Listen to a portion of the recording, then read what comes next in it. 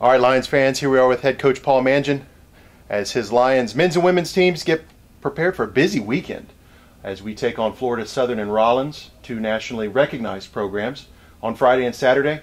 Coach, give me your thoughts on what is going to be a busy stretch for your St. Leo swim teams. This is why we train so hard. You know, we were in the pool this morning at 5:30. It's a lonely place around here at that time, but to be honest with you, it's my favorite time. We had, I think, one of the best practices we've had all year this morning. And that's what happens when you have the #1 team in the country coming in to swim in your pool. And so I think last week having Nova, who was the second-rate team in the country, come into your pool, they kind of understand how we've got to gear up and get ready for Friday night, and then turn around the next day and go face one of our program's biggest rivals. And so it's a, you know, you guys had asked the question earlier about why would we schedule 2 meets back to back. That's how we do our big meets mid-year and at the end of the year.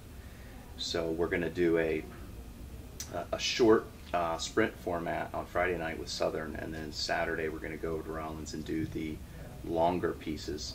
And that's kind of how our conference is set up. On Friday it's short strokes, and then Saturday it's long strokes. And so we're trying to really prepare them as best we can.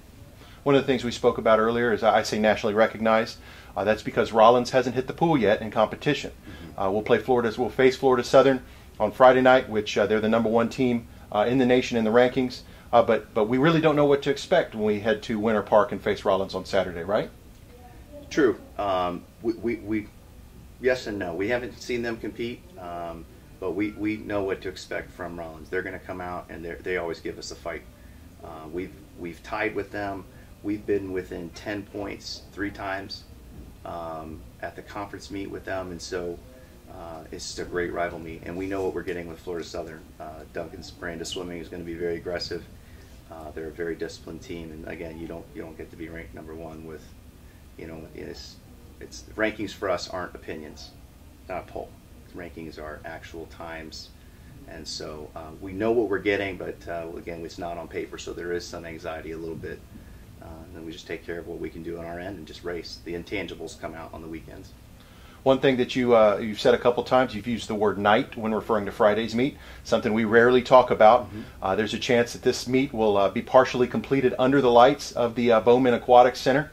Your thoughts on the differences in a later afternoon, early evening meet as compared to what we do, which is normally early afternoon or late morning meet. Your thoughts on the excitement of a meet like this? I think it adds, again, towards the kind of how we do it at our conference in mid-year. We get used to racing midday and training during the day when it's light. But when we go to conference, our prelims are obviously in the morning, but then in the evening it's dark, and so it is a different feel. So, you know, kind of like in the Big Ten, the Big House and the Horseshoe, they don't do a lot of lights. They don't do a lot of night games. They save them for the big ones. And so for us to have a team like Southern come in and swim in the lights, that's going to be a unique experience for us, for sure. All right, there you have it, Lions fans.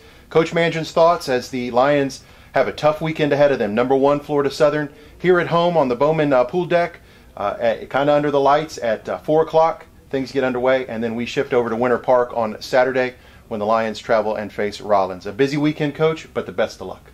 Thanks for having me.